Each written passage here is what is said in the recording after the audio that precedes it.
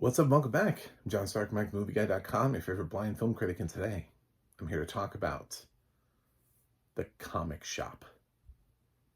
It does not have audio description. It's an independent film I was interested in. I saw it sort of pop onto into the Apple store as sort of like a new release. Read about the film, and I was interested from nerd perspective. It's like, oh, geek culture. I love this. Let's do this. Yeah, I wanted to see a movie about a comic shop, a comic book shop. So, um, and that propelled me into this movie. It's definitely, don't rush out and buy it. It just is on Tubi. If you are dying to see this movie, it's just on Tubi.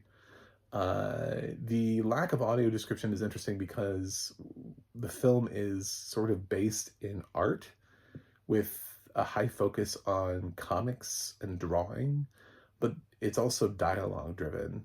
And I kind of wonder, I'm not nerdy enough to know all of the ins and outs of the comic book world and the various, labels and artists, writers and all that kind of stuff. But it kind of felt like it was very surface level, and all of the references I got, like I got Todd McFarlane, Jack Kirby, Stan Lee, and it kept its references sort of obvious.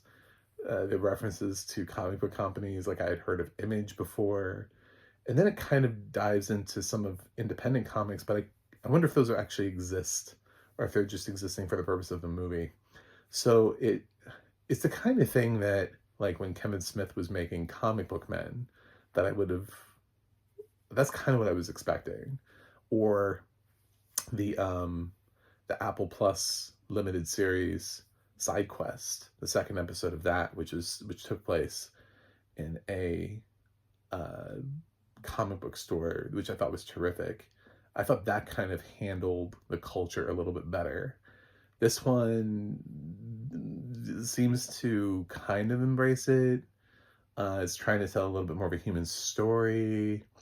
But I think its core audience is going to be nerds. And I think they're going to be looking for the kind of true representation from the community as to, oh yeah, this feels like, exactly my thing. Sort of like the Star Wars fans who really adored Fanboys when that came out. Like, it was made for and felt like it was designed for, created and crafted perfectly for Star Wars fans who would get it. And whether or not you were a Star Wars fan, you didn't necessarily have to get it. So I think this one kind of, it's trying to thread a needle. I don't think it does. I think it stays a little bit too obvious and too mainstream. I wanted names dropped. I wanted other comic book labels. I noticed that they kind of avoid DC, talking about DC or Vertigo or some of those other ones. There aren't these huge debates about comics. Instead, there's more debates about life and running a business and how is it to keep a comic shop open in this day and age. Everything is digital, and oh god, you can just download a comic. So what is happening to brick and mortar stores? And whatever will our main character do? And our main character is Mike, played by Jesse Metcalf. I do not know anybody else in this cast. I looked at some of their credits and I realized I've seen a couple of people in things. The main, the number two character, Brandon, played by Micah, who's this young comic book fan who comes into he has a last name, I don't remember it, comes in the comic book store. I looked him up on IMDb and I realized I've seen all of the episodes of Black Monday, so I'm sure I saw him when he was playing young Blair. And he sounds like somebody who could play a young Andrew Rannells too, which actually I was like, that feels right. That feels like perfect casting. And then I already saw and reviewed Girl in the Pool with Freddie Prinze Jr. and Monica Potter. I do not remember him being in it, but I guess he was the son in that movie. So Um, but yeah, a lot of these people, I don't, I don't know who they are. And when Jesse Metcalf is the draw, is the main character, and the last thing I remember him doing was Dancing with the Stars. I don't know that there is, there's not an effort here, I think, to bring in nerd culture. This feels like the kind of movie that you would have, if you're going to be serious about it, you call Kevin Smith, right? You call somebody like that and you'd be like, hey, want to make a cameo. And you call the artists and have them come in. So you'd have Todd McFarlane or something make a cameo. You'd have somebody like that. Because, again, you want to lead into the culture. They take a trip to Comic-Con. I was like, there's no way this film took a real trip to Comic-Con. So I'm kind of wondering how they structured the trip to Comic-Con in this movie. And just like, where did they shoot it? And they're fake Comic-Con. You know what I'm saying? Like, they just had a set and they pretended they were at Comic-Con. They didn't go there. Although, to be fair, they just do refer to it as Comic-Con. I don't think they ever refer to it as San Diego Comic-Con. So maybe they went to a different Comic-Con that just was less visited. And, Des Moines Comic-Con. I don't know. It takes place in Las Vegas, so it would be probably Las Vegas Comic-Con. But if that exists, probably does. I'm sure it does. There are so many hotels, I can't imagine that there isn't something like that in Las Vegas. It would be such a missed opportunity. So, Jesse's actually pretty good here. I'm a little surprised. He actually, despite the fact that he hasn't really had the kind of wealth of roles to support his acting progressing, he's actually gotten better. Like, I grew up with him being on Desperate Housewives, and I didn't grow up. I was a full-ass adult by the time Desperate Housewives were, but he was just, hot kid with shirt off in Desperate Housewives. And then John Tucker Must Die, which surprisingly mentioned a lot of times for a movie that didn't do that much at the box office. I'm guessing that movie just did well on like home video or streaming or something, because I still hear people mentioning that movie, and I'm like, the box office for that movie is not great. How have that many people seen this movie? So he doesn't really have a lot of things. He was in that Dallas reboot. So it just kind of feels like he hasn't been around for a while. But he comes into this and he feels sort of like this grizzled, defeated old comic shop owner. So he feels right for the role.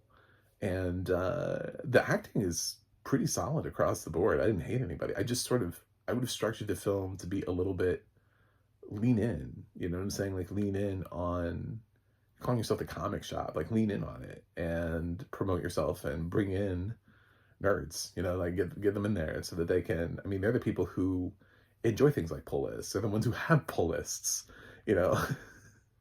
market yourself to that. This seems to just sort of take a backseat approach, and it's a more human story in that it's Mike trying to keep a business open. It's Mike fighting the evolution in technology and how you can just get digital comics. It's sort of an exploration of where the comic industry is as a whole, and the lack of enthusiasm from people in general about comic shops. But there are still people who, of course, adore the culture, and like that's their thing. And last time when I could see when I was going in comic shops, it sort of evolved, and they had tables where you could play like Magic or Warhammer or whatever. Like, they were doing other things already. They weren't just comic books. They were places where nerd culture could survive, and thrive. And you could get your what are those pop things called? Pop. I don't have any of them. I'm sorry. I know everybody has them, and they're just like these collectible things.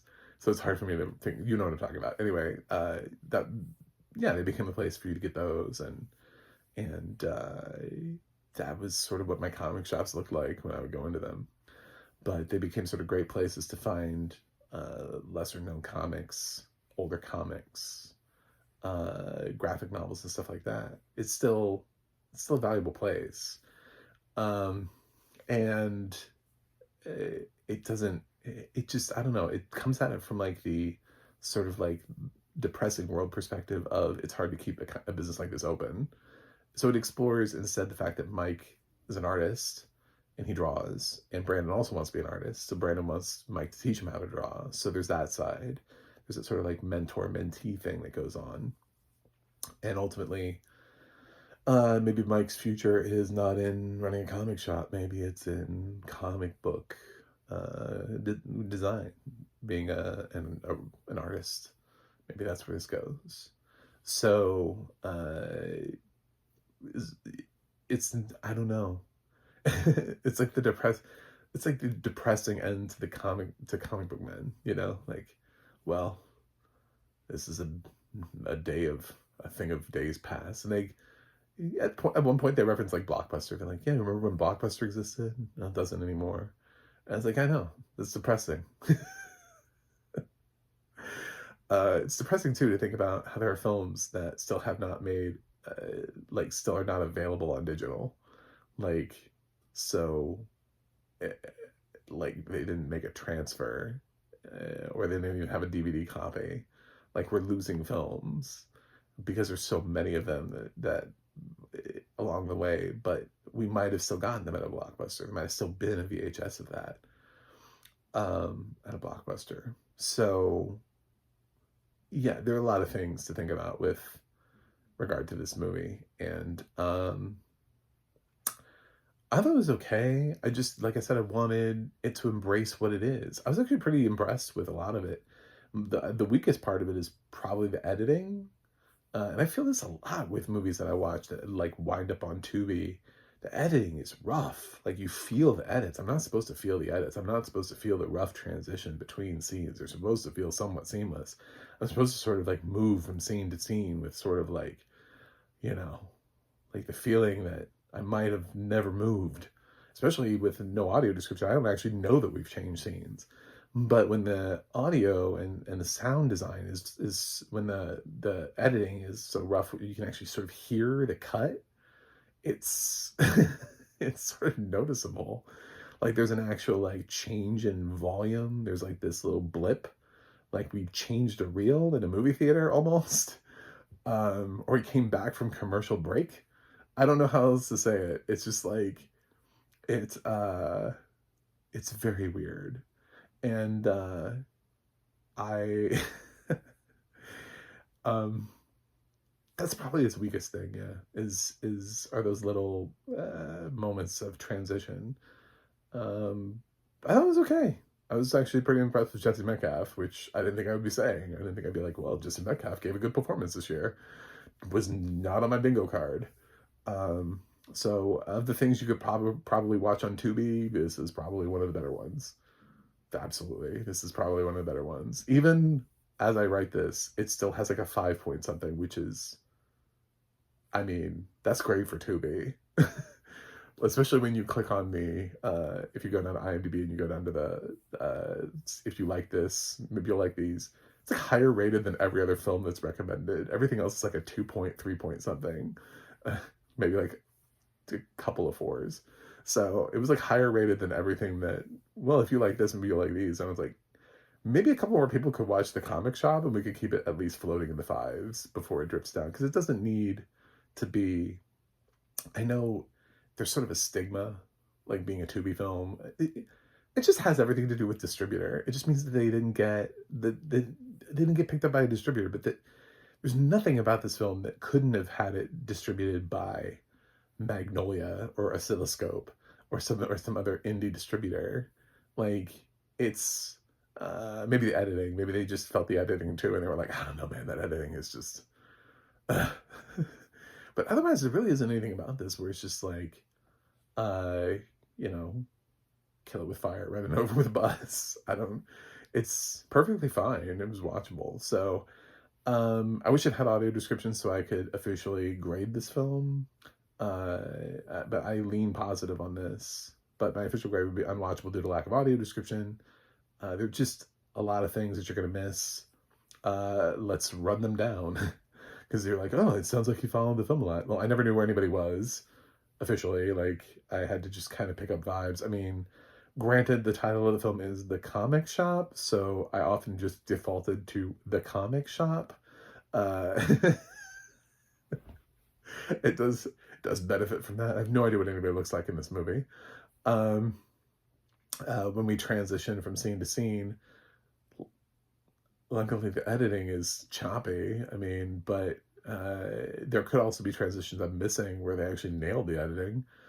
So scene transitions, also set design. I have no idea what the set design looks like anywhere. And the film is based in comic book art, and both the lead characters, Mike and Brandon, are both artists, and they show their drawings at certain points. And there's not even like a remote description of what their art might look like. Um, and to sort of take a similar film that did have that audio description, I remember Funny Pages, Owen Klein's directorial debut, actually had the same thing where there was artist stuff in there, and they made an attempt at describing it so that we can understand sort of a little bit of the style to it, a little bit of like what is on the page, what am I looking at? So yeah, it's but I still I lean positive. Like I would, if you're sighted, I would say check it out. I mean, not everybody can pay for a bajillion subscriptions, and this thing's on a free streamer. So if you're looking for something to watch on Tubi that isn't atrocious, I thought this was fine. So thanks for watching, thanks for subscribing, and I will see you guys on the other side.